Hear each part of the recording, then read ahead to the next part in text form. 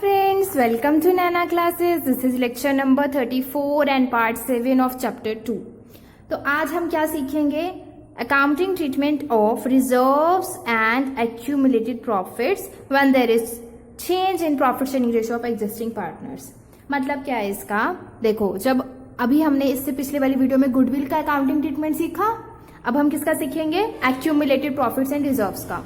देख, जो हमारी बैलेंस शीट होती है उसमें हम रिजर्व्स, एक्यूमुलेटेड प्रॉफिट्स डालते रहते हैं, है ना। देखो, अब हमारे पार्टनर्स हैं, ठीक, जिनकी जो रेशो है वो कितनी है? 3:1 है। और हमारी जो बैलेंस शीट है, पहले मैं आपको थोड़ा सा बेसिक समझा रही हूँ कि हम क्या करने वाले हैं, ये क्या कहना क्या चाहता है हमको, ठीक। ये हमारी बैलेंस शीट है, इसमें हमारे क्रेडिट साइड पे रिजर्व्स पड़े हैं, अनडिस्ट्रीब्यूटेड प्रॉफिट्स पड़े हैं, कोई फंड्स हमने बना रखे हैं, इन्वेस्टमेंट फ्लक्चुएटिंग फंड या इस टाइप के फंड्स पड़े हैं, और वर्कमैन कंपनसेशन फंड, ये सब कुछ यहाँ पे हमने रखा हुआ है। जो रिजर्व्स हैं या अनडिस्ट्रीब्यूटेड प्रॉफिट्स हैं, फंड्स हैं, ये सब कुछ क्या है? प्रॉफिट्स का कुछ हिस्सा है जो हमने अपनी फाइनेंशियल कंडीशन को स्ट्रॉन्ग करने के लिए साइड पे रख दिया। अगर मैं बोलूं कि ये रिजर्व ना बनाती तो इनका क्या होता? ये प्रॉफिट था, इस प्रॉफिट को हम क्या करते? पार्टनर्स में डिस्ट्रीब्यूट कर देते। किस रेशो में करते? इस रेशो में करते। फिर क्या हुआ? पार्टनरशिप में हमने प्रॉफिट शेयरिंग रेशो कर दी चेंज करके हमने कर दी 1:1। फाइन। अभी भी अगर ये रिजर्व्स यहां रखे होते, ये वाली है ना, अनडिस्ट्रीब्यूटेड प्रॉफिट, फंड्स, ये सब कुछ यहां भी रखा होता, तो क्या होगा? ये 1:1 में डिस्ट्रीब्यूट हो जाएंगे। लेकिन ये जब कमाए थे तब प्रॉफिट शेयरिंग रेशो कितनी थी? 3:1। तो ये डिस्ट्रीब्यूट भी किस में होने चाहिए? 3:1 में। पते की बात बनती है ना, सिंपल सी बात बताओ। आप एक फर्म में काम कर रहे हो, आपको पहले 4 में से 3 शेयर मिल रहा था, राइट। उसी टाइम पे आपने ये सब कुछ प्रॉफिट्स कमाए, लेकिन आपने क्या किया? अपनी पार्टनरशिप फर्म को स्ट्रॉन्ग करने के लिए उठा के इसको रिजर्व्स में रख दिया, फंड्स बना दिए, ये कर दिया, वो कर दिया, तो आपको प्रॉफिट्स नहीं मिले इस रेशो में। फिर अचानक से क्या हुआ? बाकी सारे पार्टनर्स और जो भी था वो कहते हैं कि चलो ठीक है 1:1 कर लेते हैं। आप तो बोलोगे ना कि जब ये कमाए गए थे तब मेरा शेयर ज्यादा था, अब मैं तो लॉस में जाऊंगा अगर ये इस रेशो में बांटे गए तो। सिंपल सी बात है ना, आपको लॉस हो जाएगा। पहले आपको इसका 3 हिस्से मिलते हैं, अब इसको इसका एक हिस्सा मिलेगा एक तरीके से, मतलब 1/2 मिलेगा, पहले 3/4 मिलता, ठीक। तो आपको क्या हो जाएगा? लॉस हो जाएगा। दैट्स वाई हम क्या करते हैं, इन रिजर्व्स और एक्यूमुलेटेड प्रॉफिट्स को या तो ओल्ड प्रॉफिट शेयरिंग में डिस्ट्रीब्यूट करके रिटर्न ऑफ कर देते हैं या फिर कंपनसेट कर देते हैं। तो यहां से हमारे पास 2 पॉइंट्स आए। पहले बताओ, ये क्लियर हो गया? क्यों कर रहे हैं हम? क्योंकि आपको पहले ज्यादा शेयर मिलता, अब आप लॉस में जाओगे अगर इनको हमने कुछ ना किया तो। इसलिए हमें इसकी एडजस्टमेंट करनी पड़ेगी। इसकी अकाउंटिंग ट्रीटमेंट की नीड इसीलिए पड़ी क्योंकि प्रॉफिट शेयरिंग रेशो चेंज हो गई है जी। तो मैंने आपको जो अभी बताया उस हिसाब से इसके 2 ट्रीटमेंट बनते हैं। पहला क्या कि रिजर्व्स और एक्यूमुलेटेड प्रॉफिट को ट्रांसफर कर दिया जाए कैपिटल अकाउंट में, मतलब रिटर्न ऑफ कर दो, अभी बांट दो ओल्ड शेयरिंग रेशो में, हमने रखने ही नहीं है रिजर्व्स बैलेंस शीट में, अभी बांटो और काम खत्म करो, ठीक। या फिर क्या कर सकते हैं कि हम रिजर्व्स एंड एक्यूमुलेटेड प्रॉफिट्स को डिस्ट्रीब्यूट नहीं करेंगे, नॉट टू बी डिस्ट्रीब्यूटेड। तो डिस्ट्रीब्यूट नहीं करोगे तो क्या करोगे? कंपनसेट तो करना पड़ेगा ना, ऐसे तो लॉस हो जाएगा। जब हम डिस्ट्रीब्यूट नहीं करते तो हम फिर से कंपनसेट की एंट्री करते हैं, जो अभी हमने गुडविल में करी, गेनर डेबिट टू सेक्रीफाइजर, ठीक है, जो लास्ट वीडियो में मैंने आपको सिखाई थी ना, वही एंट्री करेंगे।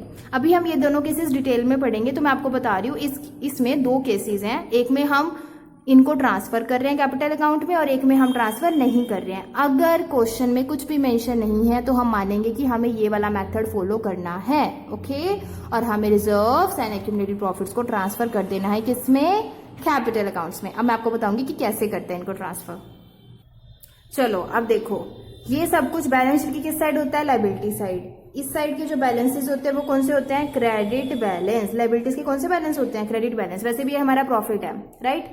तो अब हमें इसको रिटर्न ऑफ करना है, या हम कह सकते हैं हमें इसको ट्रांसफर करना है। किसको ट्रांसफर करना है? पार्टनर्स को। किस रेशो में? ओल्ड रेशो में। सबसे बड़ी इंपॉर्टेंट बात, किस रेशो में डिस्ट्रीब्यूट होंगे ये सब कुछ? ओल्ड रेशो में। Remember this thing, okay. अब इसके क्या है? Credit balance.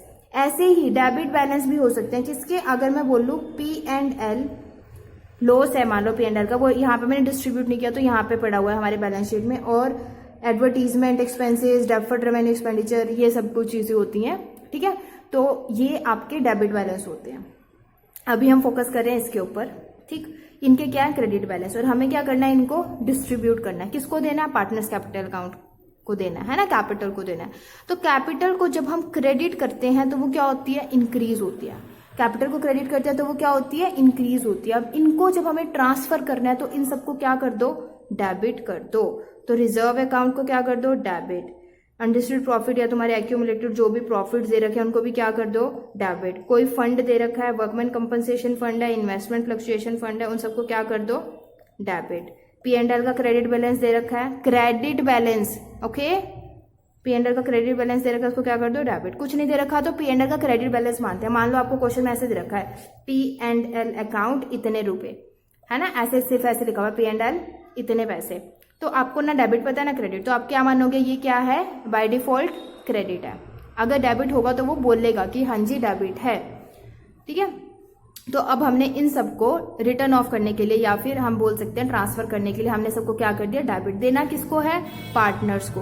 किस रेशो में देना है, ओल्ड प्रॉफिट शेयरिंग रेशो में। तो हम यहाँ क्या लिखेंगे, एज कैपिटल, बीस कैपिटल, जितने भी पार्टनर्स हैं उन सबका, और इसको ओल्ड रेशो में डिस्ट्रीब्यूट कर देंगे, ठीक है। मान लो ये 10,000 है, ये 20,000 है, ये 10,000 है, 20,000 है, 10,000 है, ऐसे करके यहाँ पे क्रेडिट करेंगे इसको, जो भी टोटल अमाउंट आएगा इनकी ओल्ड रेशो में डिस्ट्रीब्यूट कर देंगे। इतनी बात क्लियर है, क्लियर है जी। क्रेडिट क्यों हो रही है कैपिटल्स, जल्दी से बता दो, क्रेडिट क्यों हो रही है भाई, उनको प्रॉफिट मिल रहा है एक तरीके से, है ना, रिजर्व्स ये सब कुछ प्रॉफिट का पार्ट है, अब उनको मिल रही है ये चीजें, तो इसलिए क्या हो रही है, क्रेडिट, क्योंकि बढ़ रही है कैपिटल। अब बात आती है इन चीजों की जो ये डेबिट साइड पे दी होती है, इनका क्या करना होता है। अगर कोई गेस कर सकता है तो कर लो, बहुत ईजी है, क्योंकि इनको भी तो देना ही है ना, बस ये लॉस है एक तरीके से, राइट। P&L का डेबिट बैलेंस मतलब लॉस, लॉस मतलब पार्टनर्स की कैपिटल कम, पार्टनर्स की कैपिटल कम मतलब बताओ, पार्टनर्स की कैपिटल को डेबिट करेंगे, क्रेडिट, राइट, डेबिट करेंगे, है ना, क्योंकि कम हो रही है। तो A's capital debit, B's capital B debit, to क्या आएगा, P&L अकाउंट, क्योंकि इस डेबिट बैलेंस था तो हमने उसको क्रेडिट करके खत्म कर दिया। टू एडवर्टाइजमेंट एक्सपेंस अकाउंट, या डेफर्ड रेवेन्यू एक्सपेंडिचर जो भी दे रखा हो इस साइड, है ना, वो यहाँ पे लिख देंगे। इतनी बात क्लियर होगी, ठीक, डन। चलो अब हमने सीख लिया कि अगर हमें क्वेश्चन में दे रखा है ट्रांसफर कर दो तो वो कैसे ट्रांसफर करना है। इन सबको उठा के क्रेडिट वालों को डेबिट कर दो, डेबिट वालों को क्रेडिट कर दो। ये डेबिट होंगे तो पार्टनर्स की कैपिटल क्या होगी, क्रेडिट, क्योंकि उन्हें मिल रहा है। जब ये क्रेडिट होंगे तो पार्टनर्स की कैपिटल क्या हो जाएगी, डेबिट, क्योंकि उनकी कैपिटल कम हो रही है। ठीक हो गया ये कंप्लीट। अब जो किया है उसको समझने की एक इलस्ट्रेशन देख लेते हैं फटाफट। इलस्ट्रेशन नंबर 24, जिसके पास बुक है आप बुक में से देखो। XYZ 3 पार्टनर्स है जिनकी प्रॉफिट शेयरिंग रेशो थी 4:3:2। From April 1, 2017 they decided to share profits equally हो गए, मतलब प्रॉफिट शेयरिंग रेशो चेंज हो गई है। Book show the following items at that time. Okay, तो क्या क्या दे रखा है हमारी बुक्स में, P&L अकाउंट क्रेडिट, मतलब ये क्रेडिट बैलेंस है 1,20,000, ये रुपीज में गिवन है हमें। Journal reserve, workman compensation reserve, advertisement suspense account, record journal entries हमें बोला है, नेसेसरी जर्नल एंट्रीज आप हमें रिकॉर्ड करके दिखाइए। ओके फाइन, हमें इतनी बात क्लियर है कि हमें करना क्या है, जर्नल एंट्रीज रिकॉर्ड करनी है। हमें ये दे रखा है, मैंने क्या बताया था, कुछ ना दे रखा हो तो उठा के सबको ट्रांसफर कर दो। जो क्रेडिट है, क्रेडिट बैलेंस है ना जिसके, उसको क्या कर दो, डेबिट, क्योंकि खत्म ही करना, हमने ट्रांसफर करना है। किसको देना है, पार्टनर्स को। किस रेशो में देना है, ओल्ड रेशो में। बस ये इंपॉर्टेंट पॉइंट है कि ओल्ड रेशो में देना है, डोंट गेट कंफ्यूज। पुरानी रेशो में कमाए हैं तो पुरानी रेशो में जाएंगे, जो इनके पैसे हैं वो पुरानी रेशो में जाएंगे। ओके चलो, अगर न्यू में देना होता तो इतना टंडा करने की जरूरत क्या थी, हमें क्या जरूरत है परेशान होने की, बाद में दे देना ना। अभी इसीलिए दे रहा है क्योंकि ओल्ड में देना है। Okay, make a note of it. चलो अब हम इस सबको क्या करेंगे, ये किस क्या बैलेंस होता है, इसका क्रेडिट बैलेंस गिवन ही है, क्रेडिट ही है। ना भी दिया होता तब भी हम इसको क्रेडिट ही मानते।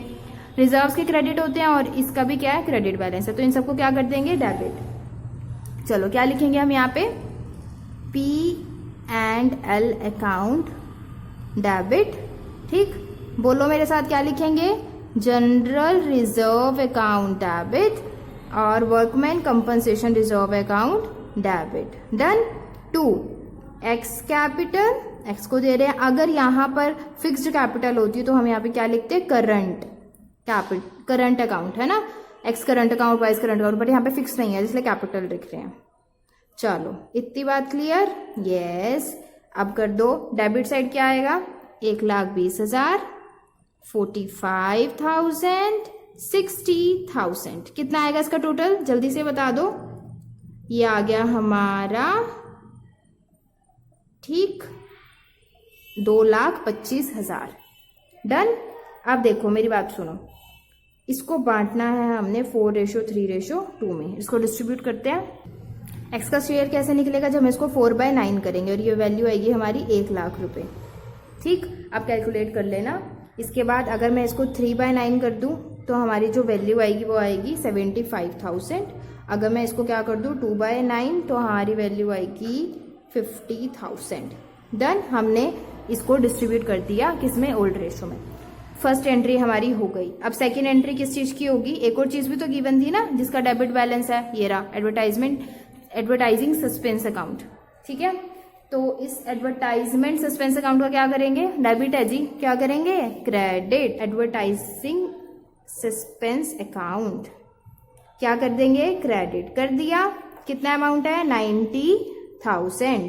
किसको देंगे, अब ये एक तरीके से उनकी कैपिटल क्या हो जाएगी, कम। किसकी, एक्स की, वाई की, जेड की। X capital, wise capital and Jades capital. Account लिख लेना आप, डेबिट डेबिट डेबिट। डन। अब इसको 90,000 किस में बांटेंगे, इसमें, है ना, 4:3:2, 40,000, 30,000 एंड 20,000। क्वेश्चन हो गया, डन, हमने कर लिया। ओके, सो आज की वीडियो में हमने क्या सीखा कि अगर हमें reserves and accumulated profits question में गिवन होंगे और उन्हें ट्रांसफर करना है कैपिटल अकाउंट्स में तो कैसे करना है, ये हमने सीख लिया। अब एक चीज आती है, अभी तो यहाँ पे वर्कमैन कंपनसेशन रिजर्व ऐसे ही दे रखा था, इसके जो अगेंस्ट में कोई क्लेम नहीं था। देखो जो भी हम रिजर्व ये बनाते हैं, फंड बनाते हैं कोई, ठीक है, तो ये किसके लिए बनाते हैं, अपनी सिक्योरिटी के लिए। वर्कमैन जो होते हैं हमारे, उनको कंपनसेट करने के लिए। इन फ्यूचर में मान लो उनकी सैलरी देनी है बट हमारे पास प्रॉफिट्स नहीं है, कहाँ से दोगे, या कोई किसी का एक्सीडेंट हो गया, कुछ उसको कंपनसेट करना है ना, तब पैसे देने हैं, कहाँ से दोगे, उसके लिए रिजर्व बनते हैं। इन्वेस्टमेंट फ्लक्चुएशन फंड बनता है, किसके लिए बनता है, वो हमारी जो इन्वेस्टमेंट है या हमारी जो उसकी वैल्यू है, हमारी बुक्स में वैल्यू है, जो वो जो वैल्यू है वो है 10,000, मार्केट में उसकी वैल्यू है 8,000 होगी, क्या करोगे, घाटा हो गया हमें तो उसको कवर अप करने के लिए फंड्स बनते हैं। तो इनके खिलाफ कुछ क्लेम दिए होते हैं, जब वो क्लेम दिए होते हैं तब क्या करना है वो सीखेंगे, वो भी नेक्स्ट वीडियो में। So see you in the next video, till then bye bye, take care. And जो मैंने आपको बताया ना नोट ट्रांसफर्ड, वो भी हम सीखेंगे in the coming videos. Okay, so please like, share and subscribe if you like the content of this channel. Thanks for watching.